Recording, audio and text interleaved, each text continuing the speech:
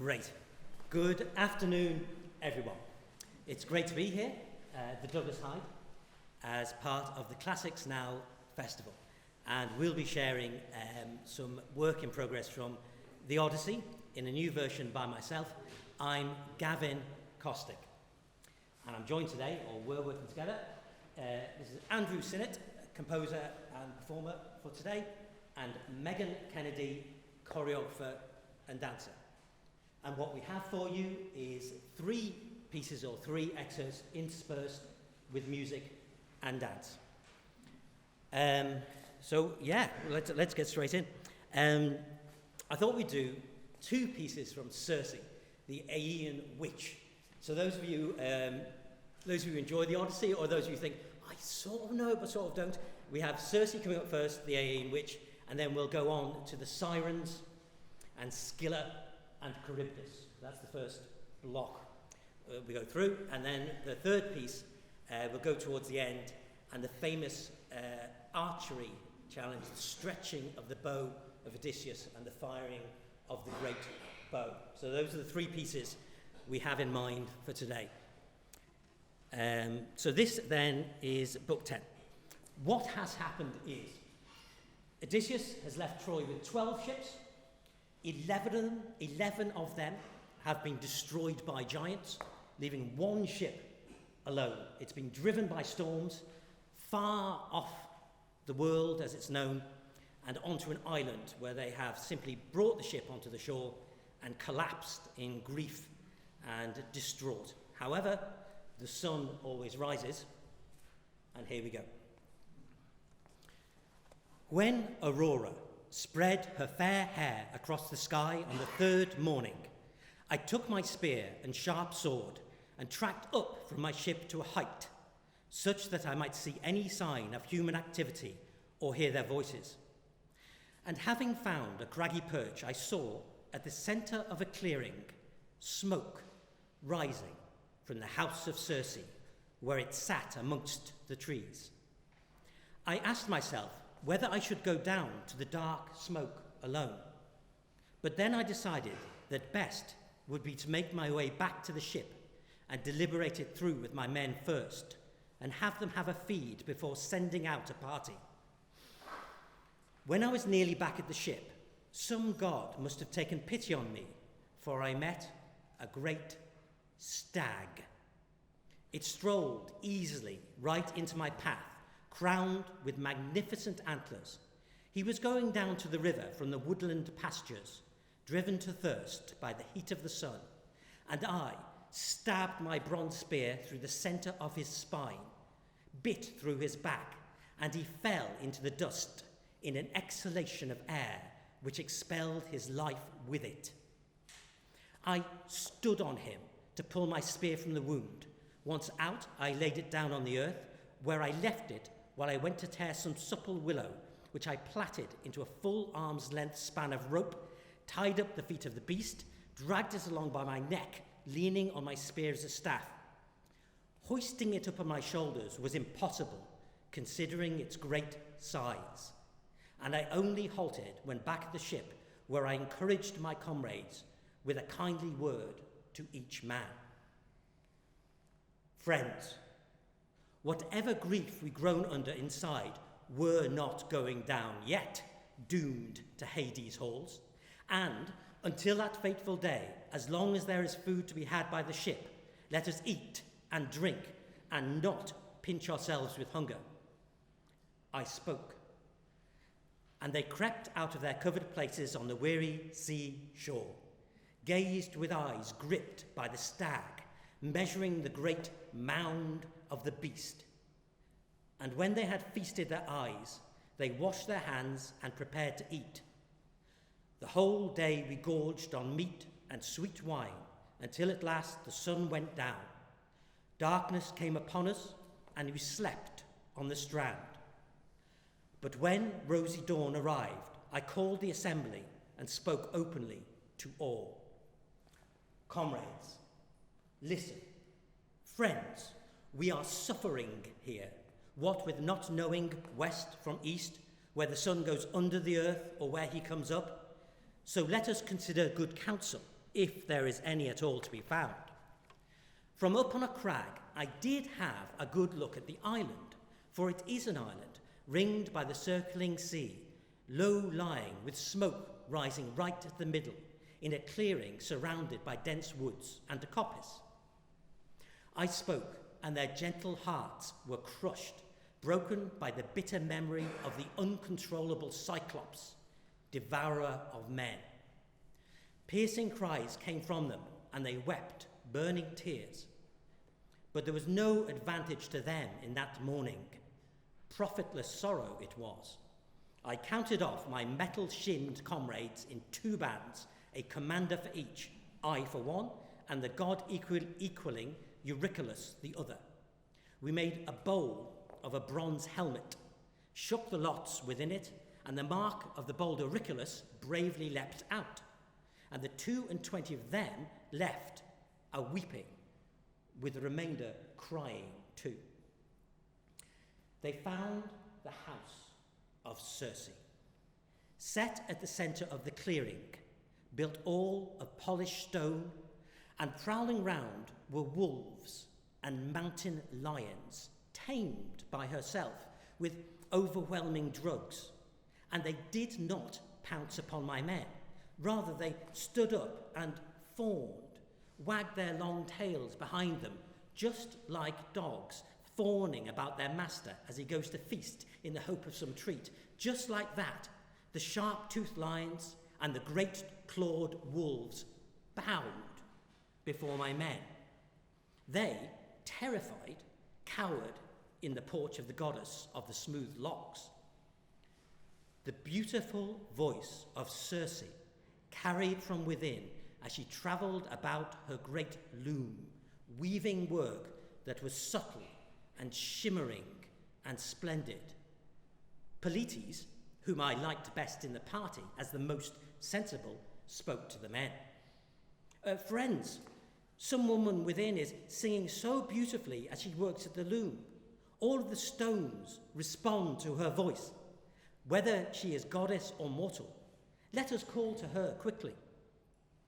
So they called out to her, and she came, opened up the smoothly varnished doors, summoned them within, and they, in their ignorance, thronged in together, except Eurycylus, who remained hidden outside, for he suspected some wicked craft at work.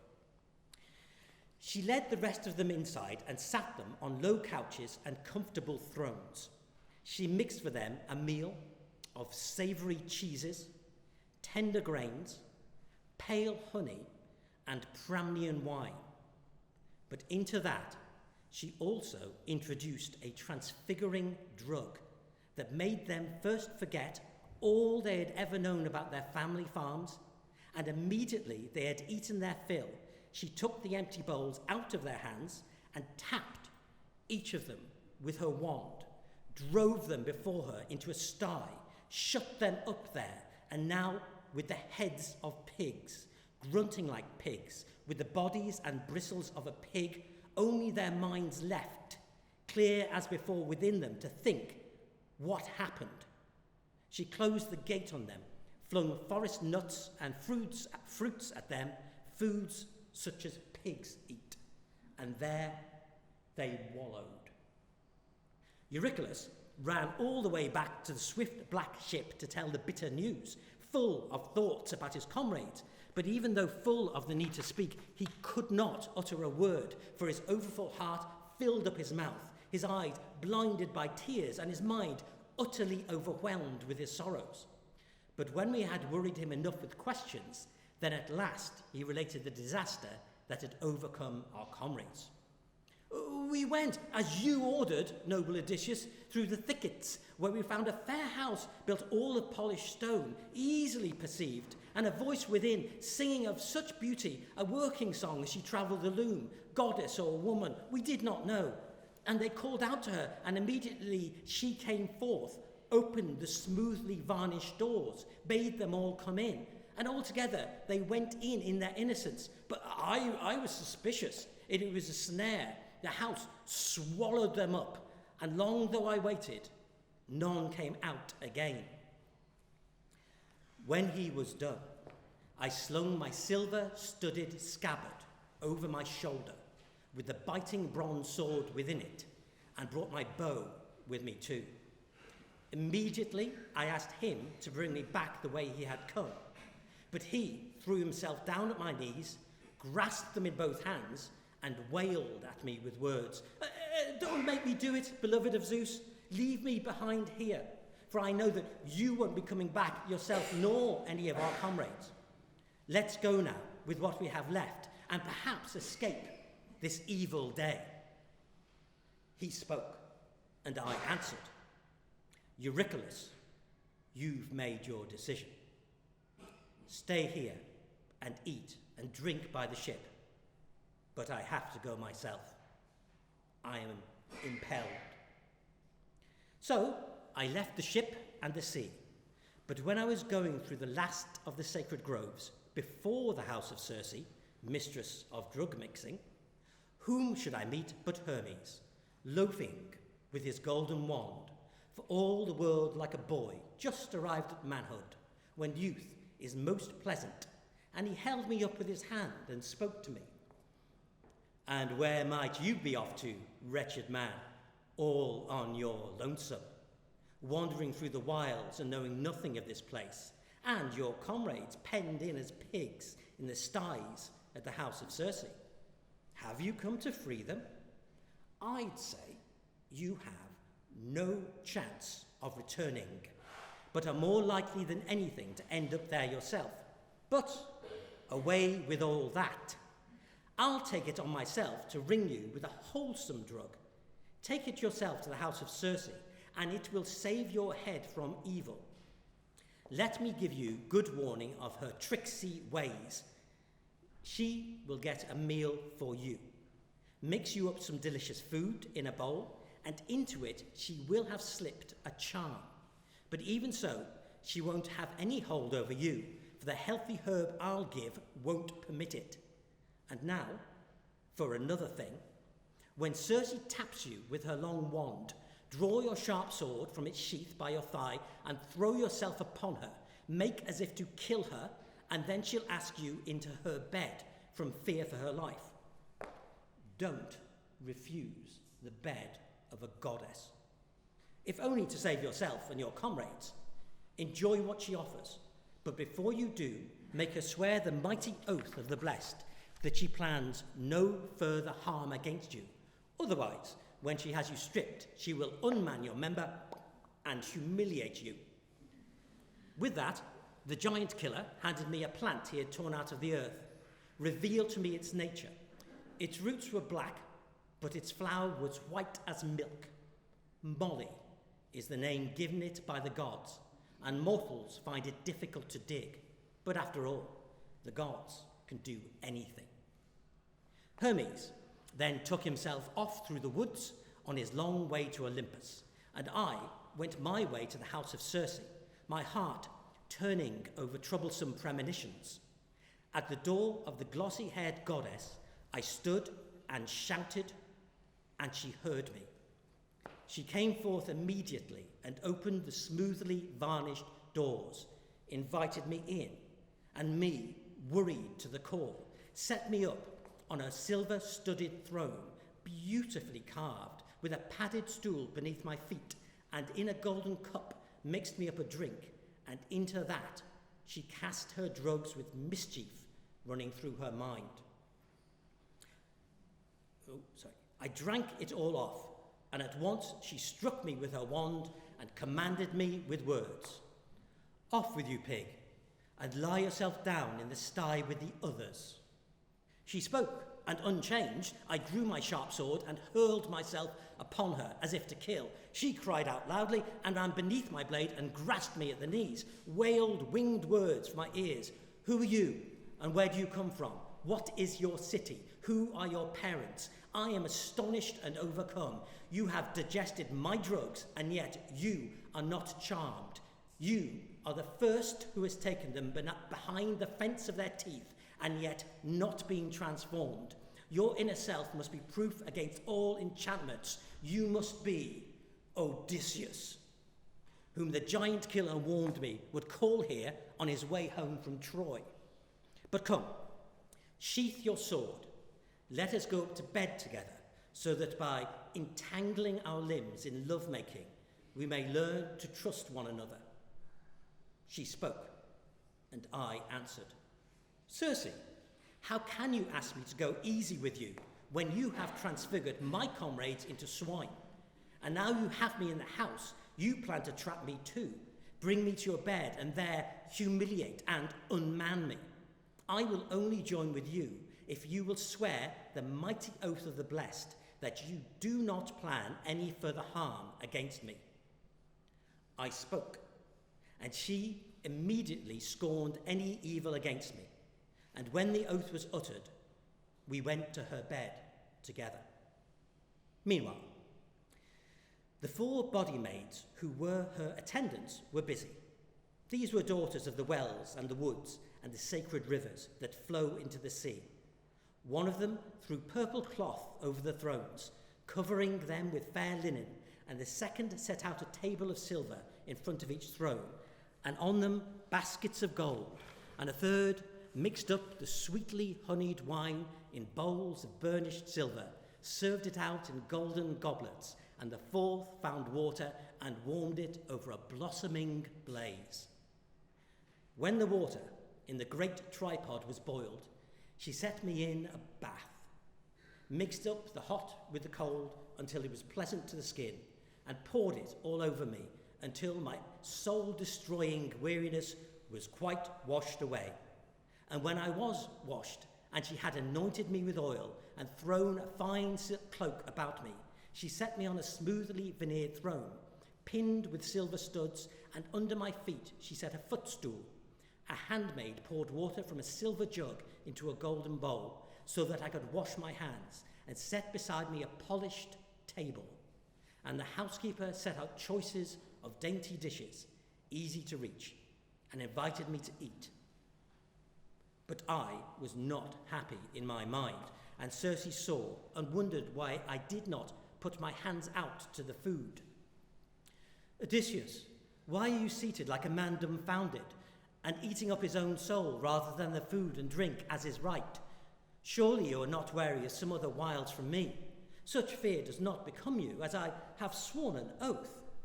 She spoke, and I answered, what kind of man would eat and drink before he had freed his comrades and seen their faces safe with his own eyes?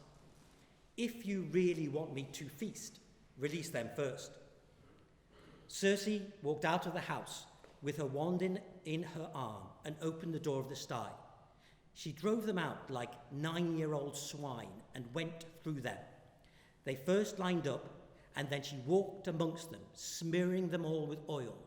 And at its healing touch, the bristles fell from their bodies and onto the floor.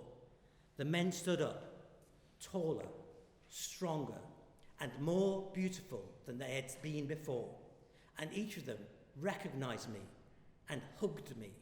And the house was filled with the sound of their cries of relief, and even the goddess herself was moved.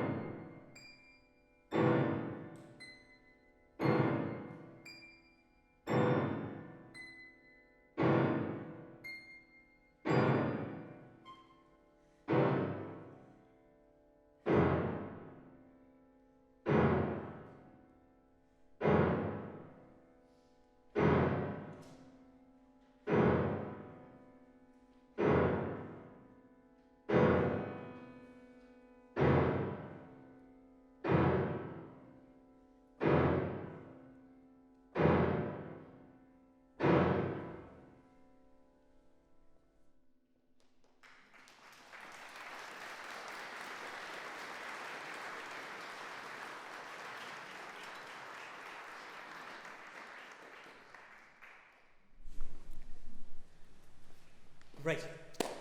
Odysseus quite liked living on the island of Circe and was in no hurry to leave.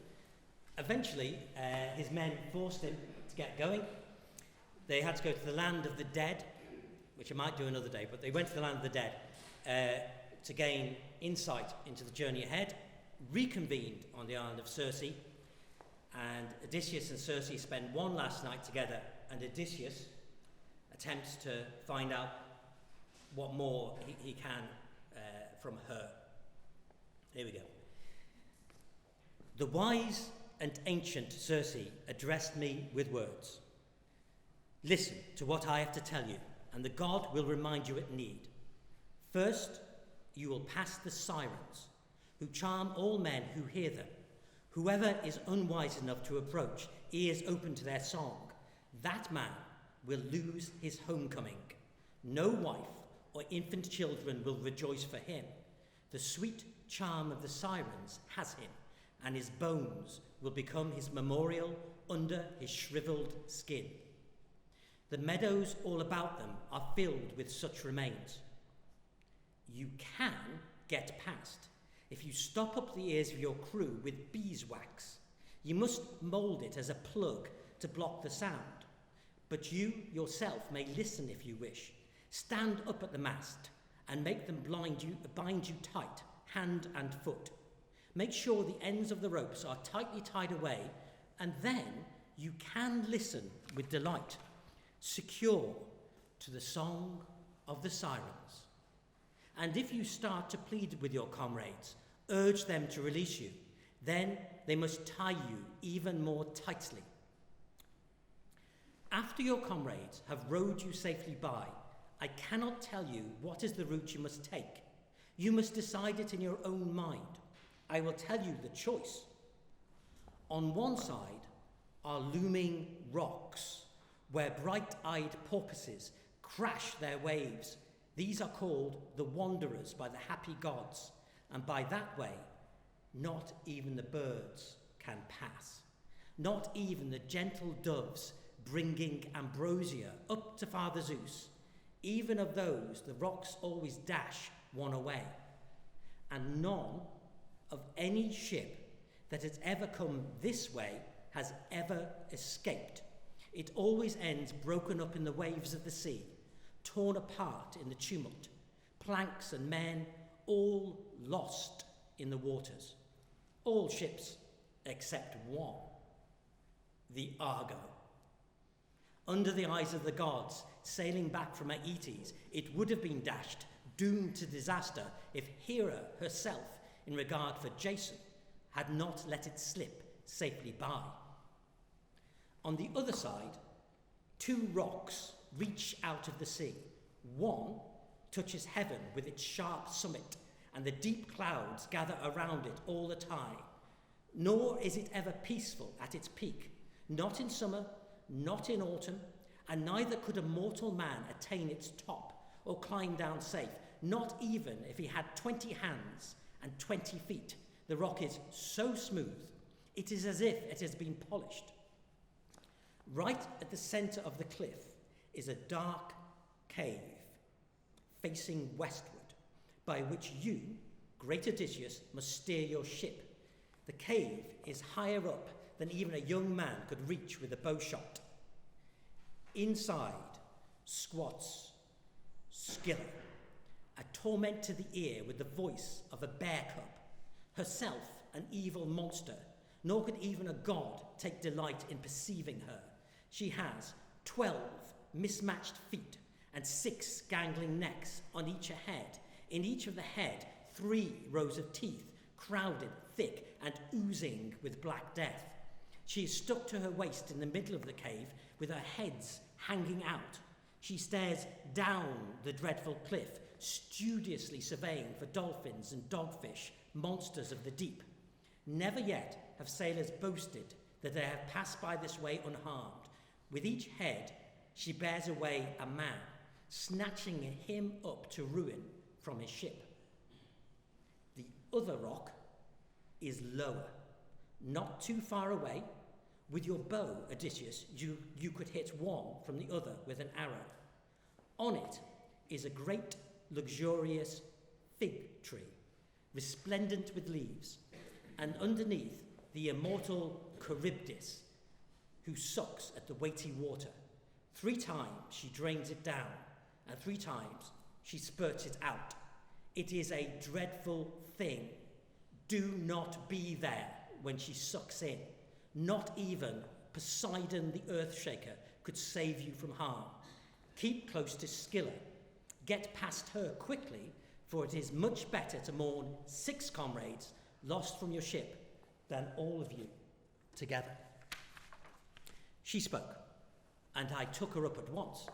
Goddess, tell me truly, if I avoid Charybdis, am I not able at all to fight off Scylla?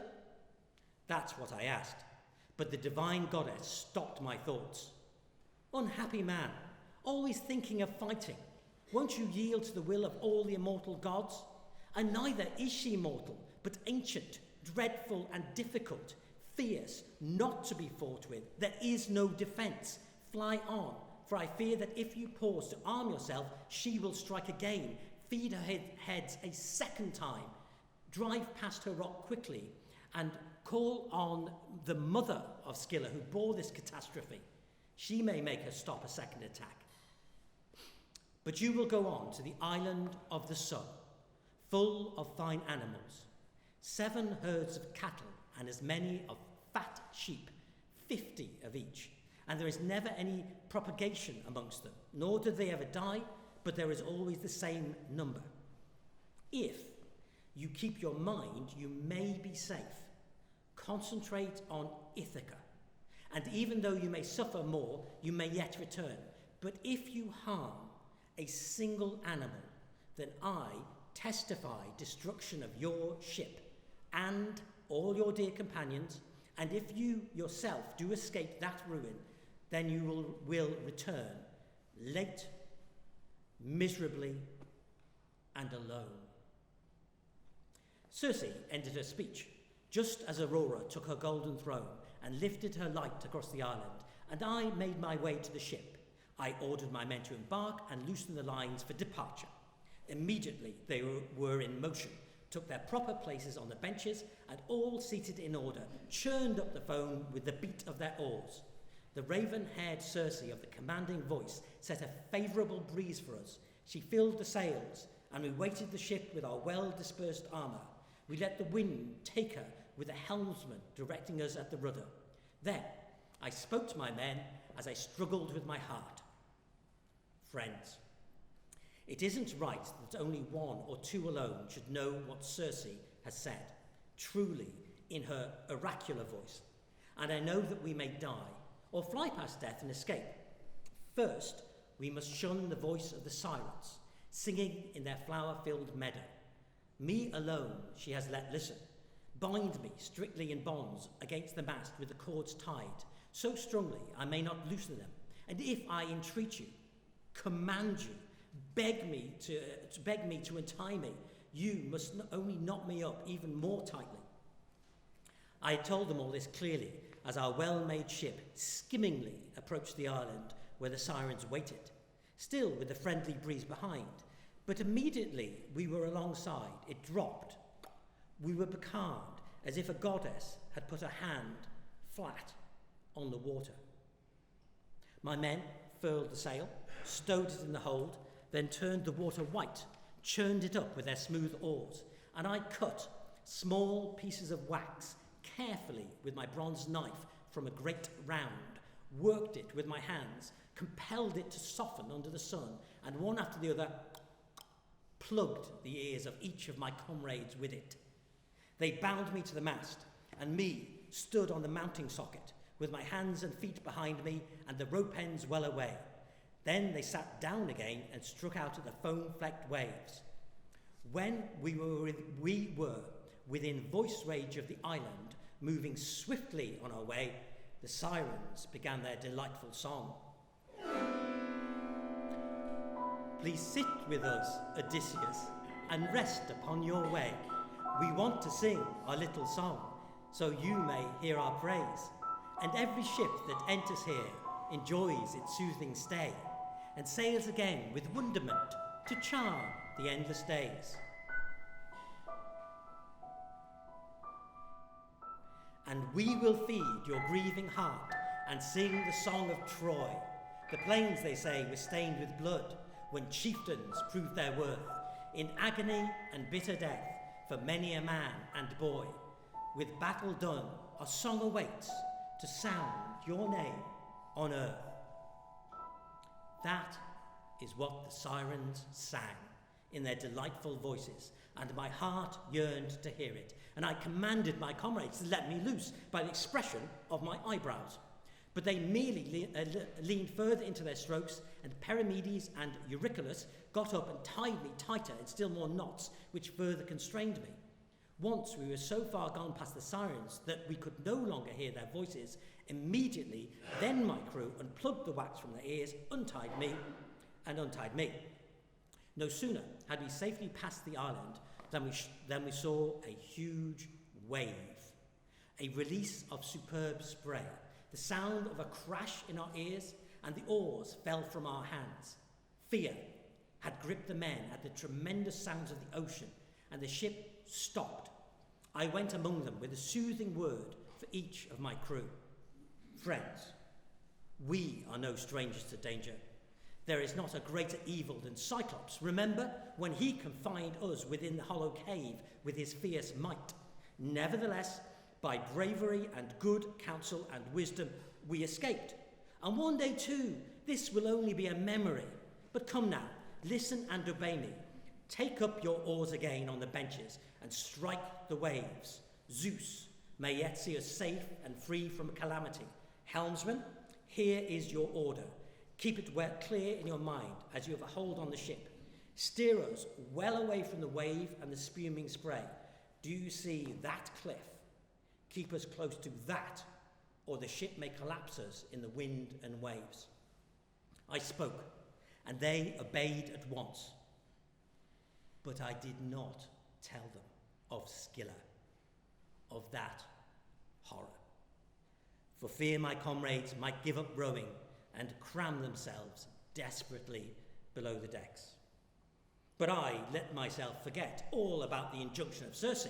I put on my famous armour anyway and seized 2 long spears in my hands. I set myself up by the foredeck on the prow and waited to see her appear, gangly Scylla, ready to bring calamity on us.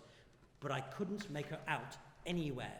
My eyes failed me, picking nothing out of the darkness of that rock. And so we, wailing, sailed the straits with Scylla on one side, Charybdis on the other, and she sucking at the salt water of the sea, which she vomited out. It was like a cauldron boiling over from the fire, and the high-flying foam fell all about the rocks. But when she sucked it in, then it all whirled and echoed dreadfully around the crags, and the blue sea bed was revealed beneath. My men were white, and as they stared down that way, seeing the source of our destruction, Scylla pounced. She seized 6 of my lads, the strongest and best with her hands, and looking up from the ship, I could see their arms and feet hauled high above me, calling for me. They used my name for the last time, shouting out their anguish, just as when a fisherman baits his hook, hangs it out from the fish, catches one, and flicks up the gill-flapping fish. Even so, Scylla hauled them up, gaping, and there she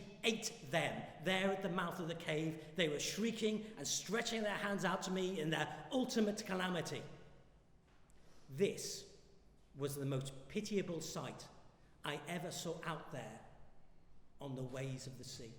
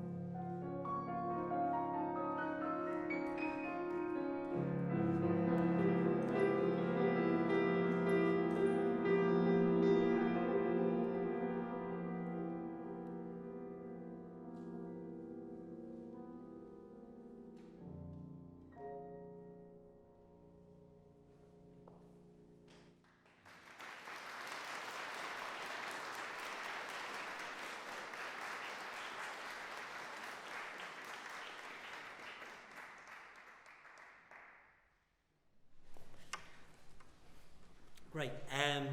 We're back on the island of Ithaca. And we're turning to from there to the contest of the bow. Michael D. Higgins, our president, has a famous image about a bow and a target, and he says, "Be the arrow, not the target." To be active rather than a consumer is a preference. But one of the best lectures I ever attended from a classics point of view was Professor John Dillon. Professor John Dillon in Trinity College. And he did a lovely lecture once on the uses of classical mythology in the poetry of Seamus Heaney.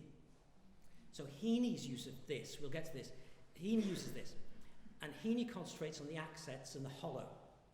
And the arrow flies through the centre of the hollow every time, a defined space, but never hits the target. It's a perpetual state of a sequence of hollows. And it was Heaney's, the greater. And when I did this passage, I was delighted to hear, and you'll hear it, the arrow never lands. Forever. But it gives us a chance to meet Penelope and Telemachus, the son of Odysseus. Blue-eyed Athene put it in the mind of Penelope, daughter of Achilles, to take out a bow and a set of iron axes to use in a contest, and for this to be the means of destruction of the suitors in the house of Odysseus. She made her way to the highest staircase, and in her fine hand was a bronze key with a neatly fitted handle of ivory, beautiful and cunningly bent. With her bondswomen, she went to the furthest room where, hidden away, were the treasures of the king in bronze and in gold and in well-wrought iron. There was his bow, unused and unbent, with the death-dealing arrows in their quiver. These were gifts he had gained when he had visited the Spartans.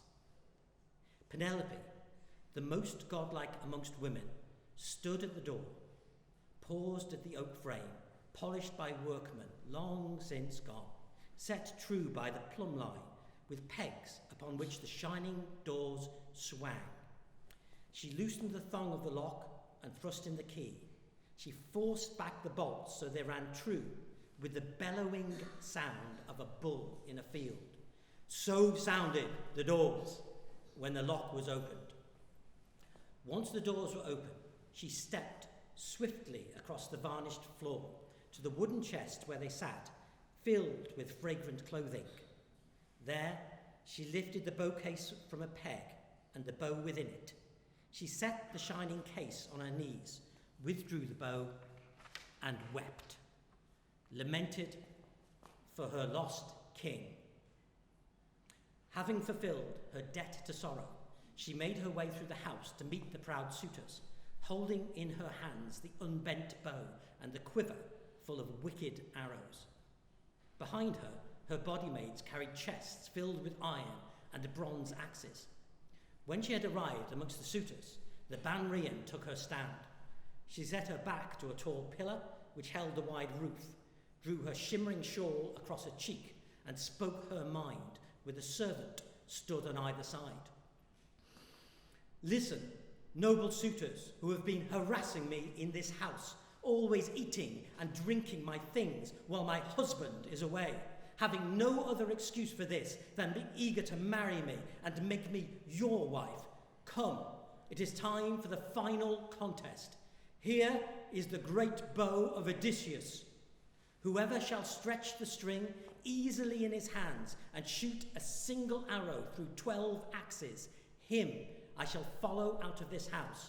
For him I will leave my beautiful bridal home.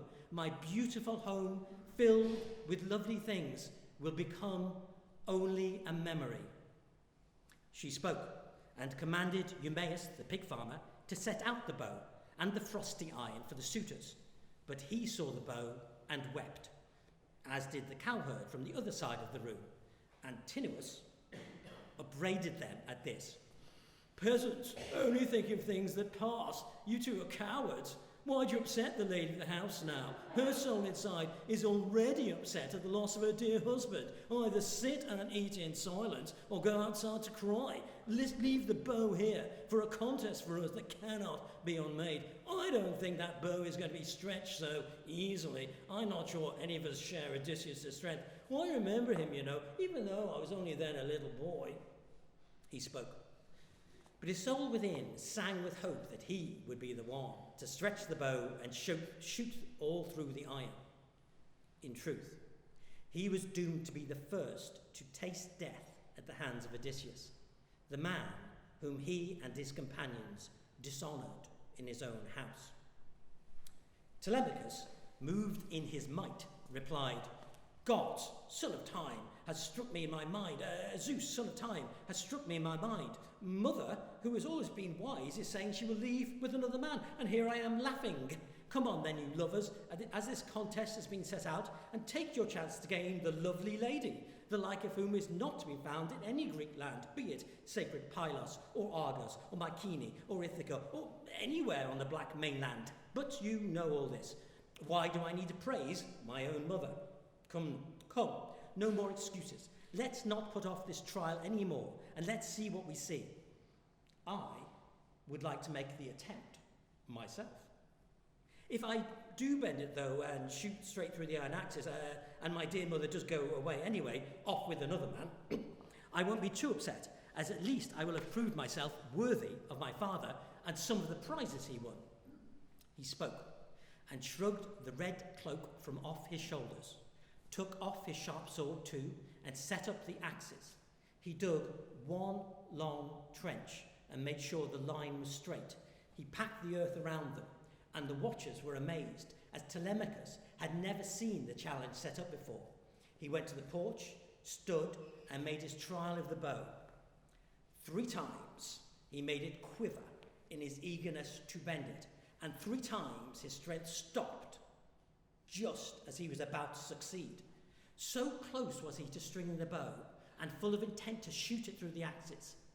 On the 4th attempt, he threw in all his force, and he would then have done it, but Odysseus nodded at him to show some restraint. And so the mighty Telemachus spoke, "Gods, from now on I shall be known as weak and unworthy. I'm too young in my hands yet to fend myself when another man starts a quarrel. Come, you others who are more excellent than me and stronger too, and put an end to the challenge." He spoke, placed the bow down carefully. He leant it against the wooden door frame, with a swift shaft stood upon its beautiful point, and took his seat again. Antinous now spoke to them all. "Comrades, let's go in order from the right, starting at the place where the wine is first served." That's what he put to them, and it was agreed. Leodes, son of Enops, was first. He was a truth-teller, whose place was closest to the beautiful wine bowl, and bad behaviour upset him alone.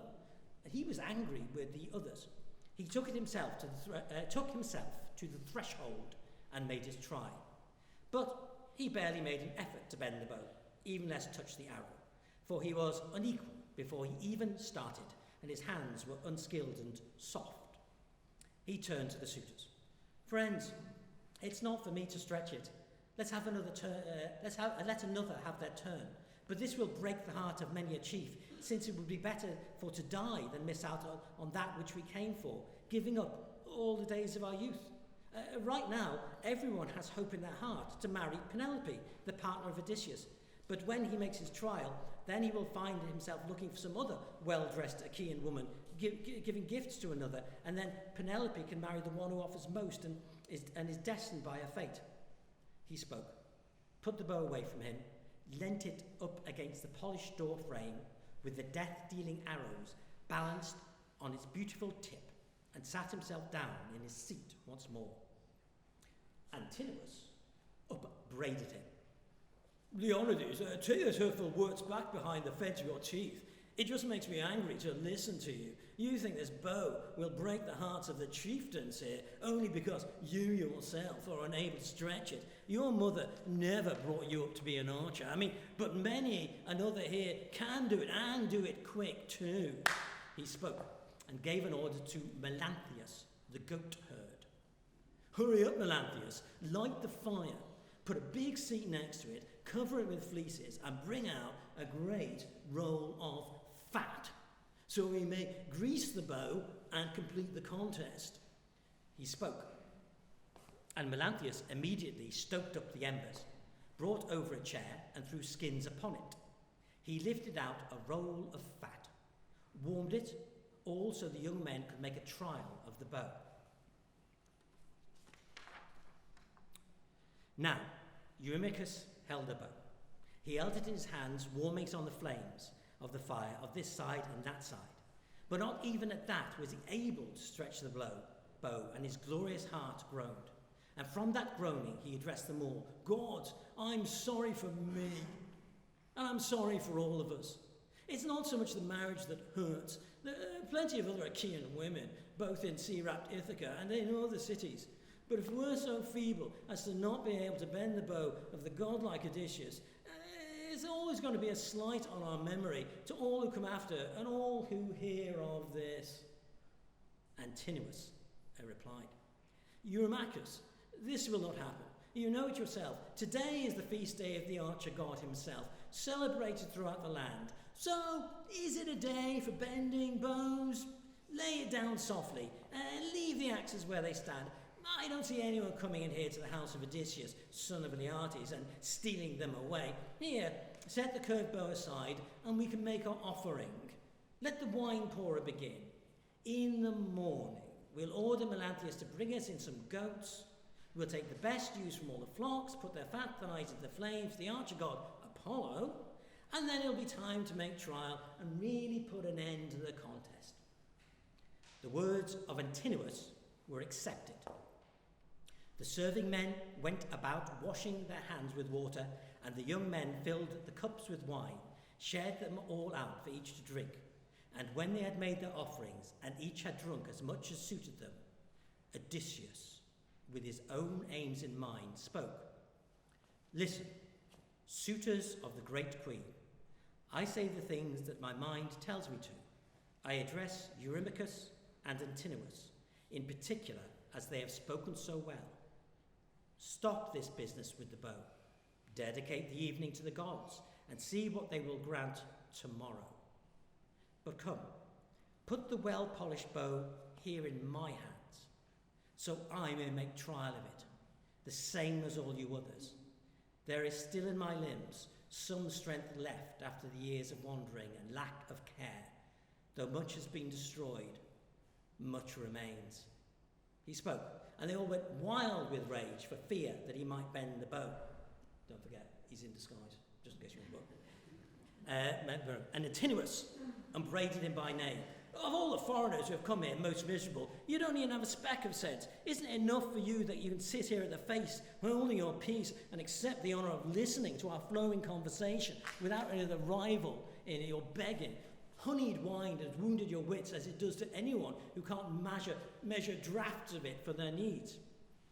If you do bend the bow, you won't get thanked by anyone here, but will be immediately thrown into a back hole and sent off to King Grindybones, the destroyer of men, from whom no mortal man ever saves himself. Drink quietly. Don't struggle with younger men. Wise Penelope took him up. Don't annoy our guests. It isn't fair or honourable to worry those whom Telemachus has taken in. Do you really think that if this stranger should bend the great bow of Odysseus by the strength in his hands, that he will actually lead me home, make me his wife? Even in his heart, he has not hoped for this. Don't fret yourselves at the feast, as it would not be fit. Eurymachus took her up again in reply. Daughter of Achilles, wise Penelope, we don't have any fear that this man will lead you off, take you out of here to be his wife, but we fear the tongues of the other Achaeans, men and women who might say, these are awful Sclavines, they sought to seduce the wife of a blameless man and cannot even bend his bow. But look, some actual wandering beggarman, some homeless person, came in, did it easily, shot an arrow through all the iron. That's what they'll say, and it will be held against us. The wise Penelope answered, you have already ruined your reputations, by devouring the household of your chieftain. So why worry about these reproaches? The old foreigner is a well-made man who claims to be from a good father. Come, give him the smoothly finished bow, and we'll see what we see.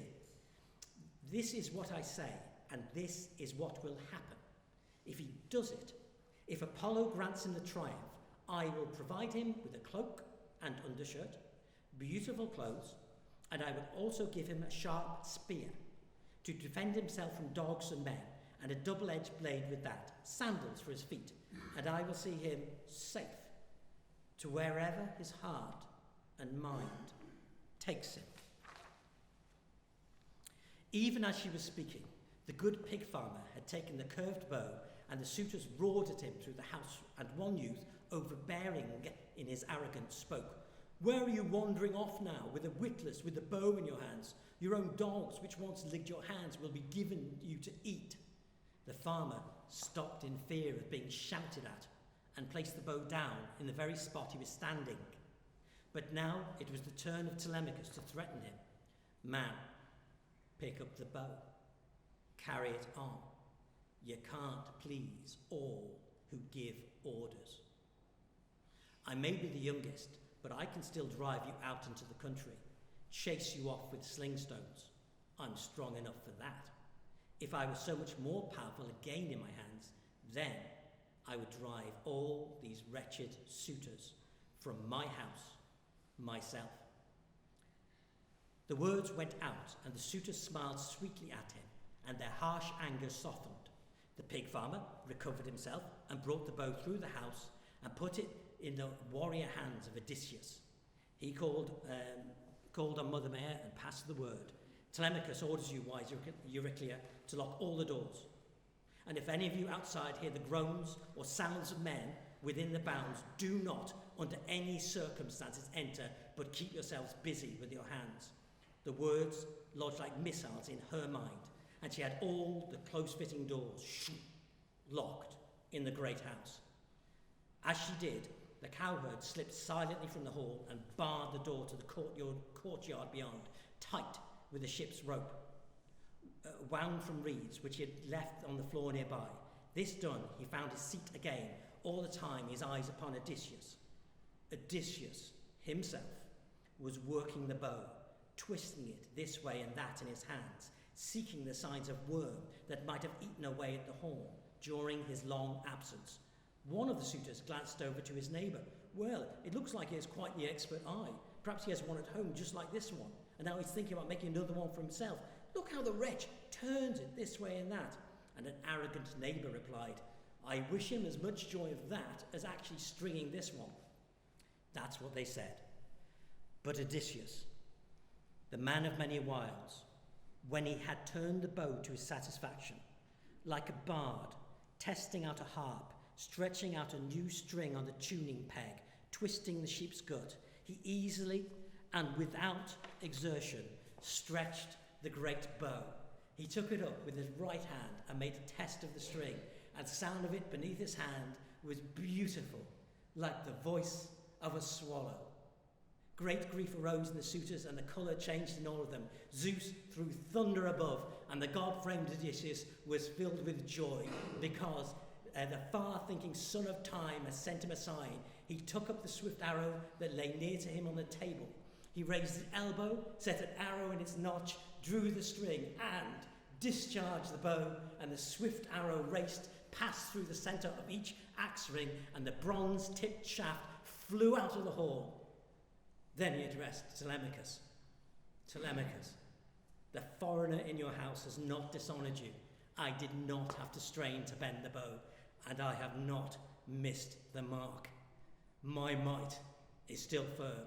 I am not, as the suitors would have me, feeble and foolish. Now is the time for them to feast while the light lasts, before turning to the pleasure of song and dance as it befitting." He spoke, and signalled himself with a look at his beloved son, and Telemachus slung his sharp sword about him, grasped his hand his spear, and stood behind his seat, strong at his father's side, in his bright armour, all of bronze. Odysseus, that man of many wiles, threw off his rags, jumped on the threshold. He had in his hand the great bow, and with it the quiver filled with arrows. He tipped it over and let the shaft scatter around his feet as he spoke. Suitors, the contest has had its conclusion, and that cannot now be undone. Now for another mark that no man has ever achieved, and Apollo, grant me glory. Finished, he released a bitter shaft straight at Antinous, who was caught just in the act of lifting a double-handed golden goblet to his lips, filled only with the thought of drinking the sweet wine at the feast. For who could have thought that one man alone could bring black death to them all, even if he were a man of much might? Him, Odysseus, shot in the throat, the arrow piercing the tender skin on one side, the point coming clean out the other, and Antinous, bent where he was, fell over to the side, and the cup fell to the floor. Suddenly, a thick stream of life-giving blood spurted from his nostrils, and his foot jerked out behind and knocked the table over. It scattered the bread and meat from it over the floor, where they lay fouled, howling and clamouring through the hall. The suitors leapt from their seats, started for the well-built walls, where the shields and spears should have been. But there was nothing there to grasp.